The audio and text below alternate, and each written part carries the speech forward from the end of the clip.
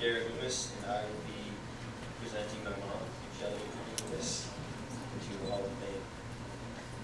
My mom, Shelly Kahut-Loomis, began her legacy as a Wildcat as a 4-year letter winner in gymnastics. After making her first trip to the state tournament as a junior in the all-around, she unfortunately suffered a knee injury the next year at sectionals, which was the abrupt end to her high school athletics in 1978. I'm sure most of you are expecting to hear about all the accomplishments my mom has had as a coach, and there's no doubt they were. In her 27 years of coaching high school gymnastics, she coached at 3 schools. 18 of those 27 years were spent here at River Falls. Shelly coached 17 teams to a state tournament, was named Wisconsin Gymnastics Coach of the Year in 2002. She coached 9 conference championships, 12 individual state champions, 5 team state championships, and 4 runner-up finishes at the state tournament. What I want to share with you tonight is what you're not able to read in the program. I get to see the traits of a Hall of Fame coach every day. The obvious traits I see in my mom are persistence, confidence, educating herself, and joy. First is persistence. Whether it's her telling me time and time again to clean my room or do my laundry, or if it's a gymnast doing review routine for the 3rd time in a row without falling off, she likely will not stop asking or encouraging until the task at hand has been done. Second is confidence. I've never won an argument with my mom to this day. She's never wrong, even ask her. But she has won her fair share of state championships. And one of the big things I noticed while watching her teams at the state tournament all my life is that they are always prepared when the underclassmen act like experienced seniors. If she happened not to have the best team at the state tournament, she likely had the right team. Third is educating yourself. At this point, my brother, Cameron, and I know better than to just ask our mother if we can hang out with some friends. Because we know that soon after our question will be her questions of who, what, where, when, why, how many, who, where. This related to her success as a coach more than you may think. It's her attention to detail, doing the little things right, and not overlooking anything. Both Cam and I have been very fortunate to not only have an amazing mother and friend of her, but also a coach. She's able to translate her valuable knowledge and experiences from what she has learned as a Hall of Fame gymnastics coach to advice and recommendations for both out on the course and on the net. Her final trait is joy. She always loves to have fun and enjoy life. Whether we're up at the cabin playing campfire games, on the road to a tournament, in the bleachers cheering for the pin, or around the dinner table with her family, she's always enjoying the moment. The joy she gets when she is coaching are very modest. The way she got her joy as a coach was through the joy for gymnasts. Whether they are hoisting the trophy as state champs, or if they're laughing and joking on the way to a tournament, the real satisfaction was the happiness of the team. For me and the rest of the family, we're very proud to be with you on this day. And now, I would like to welcome you, Mom, Shelly Kahut-Loomis, to the Wildcat Hall of Fame.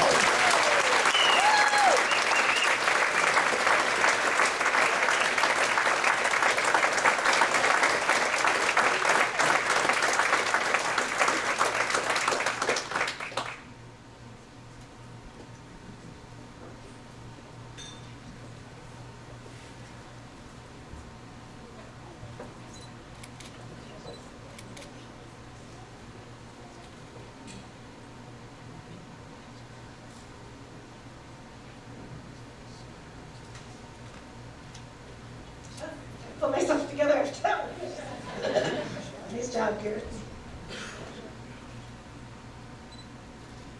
Oh, sorry.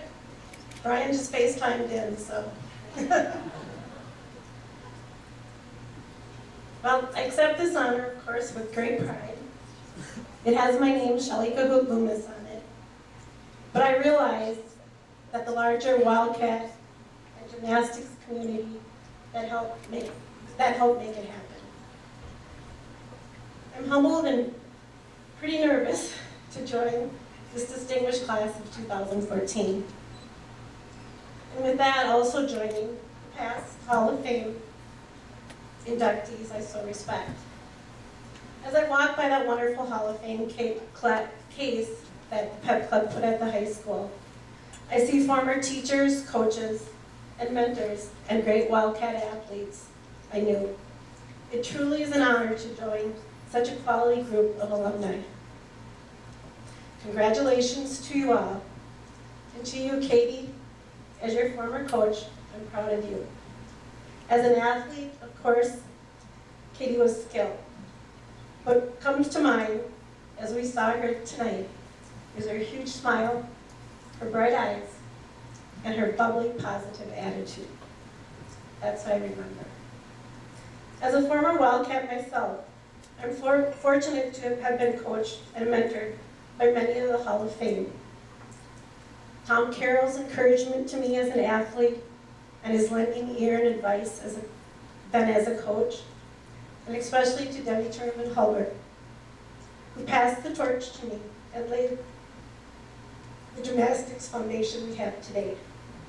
She has always been there for me since I was in 7th grade. I echo what everybody else has said up here of the thank yous to the Hall of Fame committee, the pep club, banquet committees, and our school administrators. This is an awesome banquet. Like in my coaching days, I knew the awards and honors were because of a big support group. The athletes, coaches, parents, and fans. This honor is no different.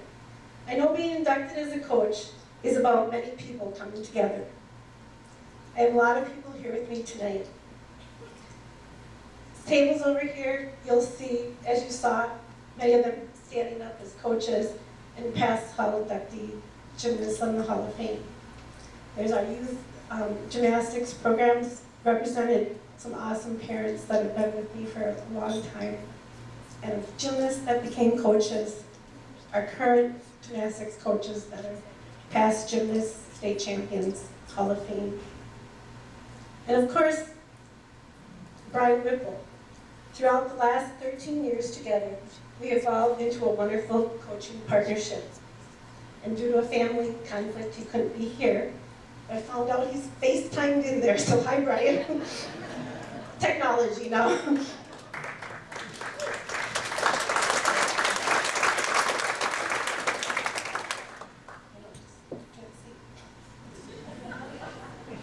Thanks.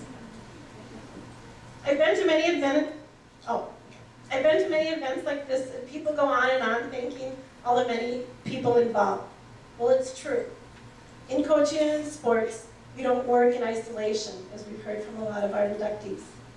To be successful, you have to be part of an effective team. It takes a village.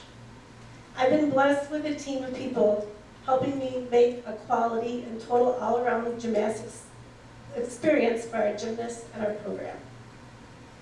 My family is here as well. I have my father-in-law, Jim, Kat's girlfriend, Melissa, my sister, Jackie, and her daughter, and my niece, Taylor, who are past and present Wildcats themselves.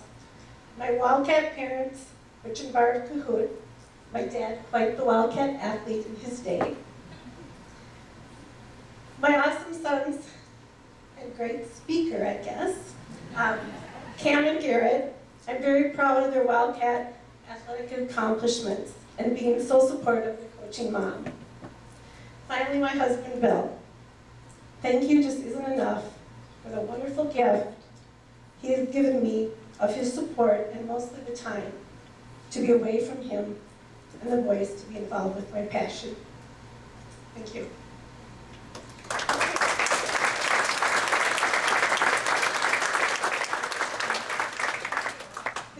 The committee mentioned talking about Wildcat's story, and of course I have many, and so I'm trying to sum them up here. I recall, and as I look around, I know many of you do as well, how our facilities have changed throughout the years.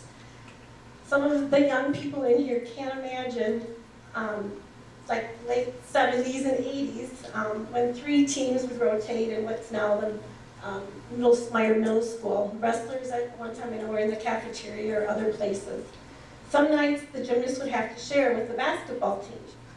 And it wasn't gymnastics on this half and basketball on that half. Of course, the basketball needs the main floor, so they'd be down the middle, and gymnastics would be on one little third and the other little third. So if you can imagine that, as some of you know that are here tonight, basketballs would be rolling under balance beams and things like that.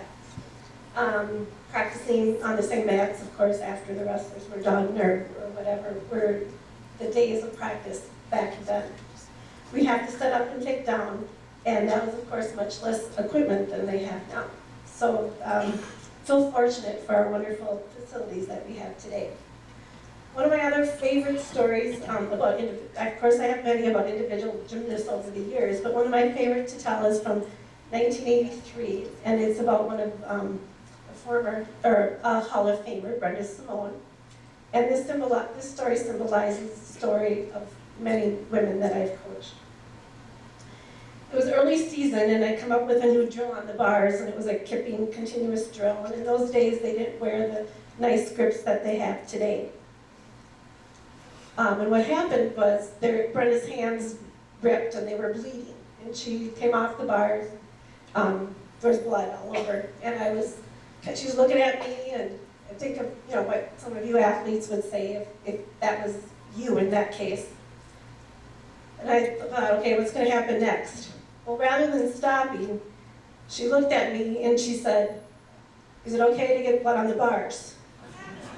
And of course I was shocked, and I didn't want her to know that. So I just kind of nodded my head and said, "Sure." And nowadays I guess I couldn't say that, but this is '83. And so of course she jumped up, bloody hands and all, and proceeded through the drill. And so I'm just sitting there, oh my gosh. And so then I just said, okay, good, get down. And after she'd gone for a little bit longer. And that was that. In coaching, I guess you just never know what to expect and what the athlete could do when they're determined and they have their mind set.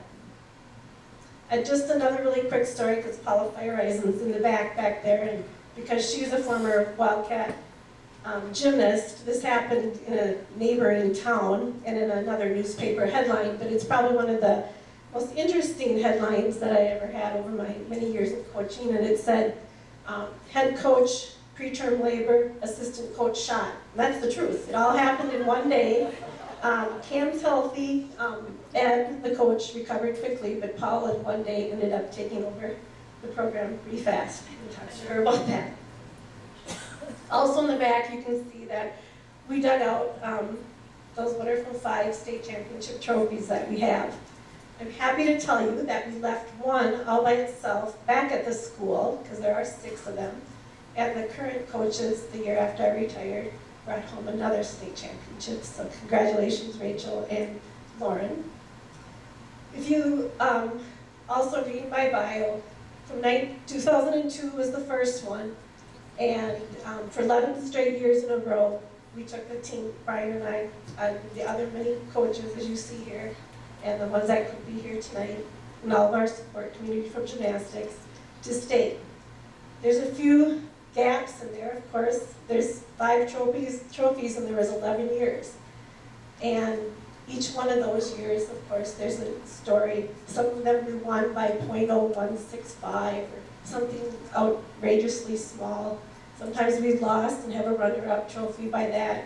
Some years, as you know, we went down, and on paper, we were a shoo-in to win, and for whatever reason and time, and that day and that time, it didn't happen. So the experiences, as the other inductees have talked about, are some of our proud moments with the trophies, but also the many stories of the spaces in between those state trophies as well.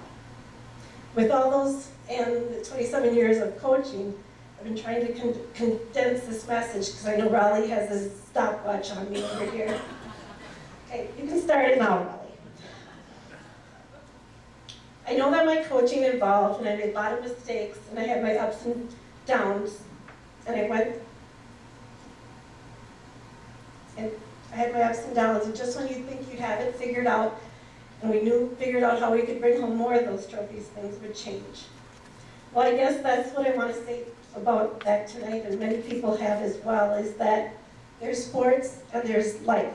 And in sports, we have a lot of things that we can control and things that we can't control. And in life, the same thing is true.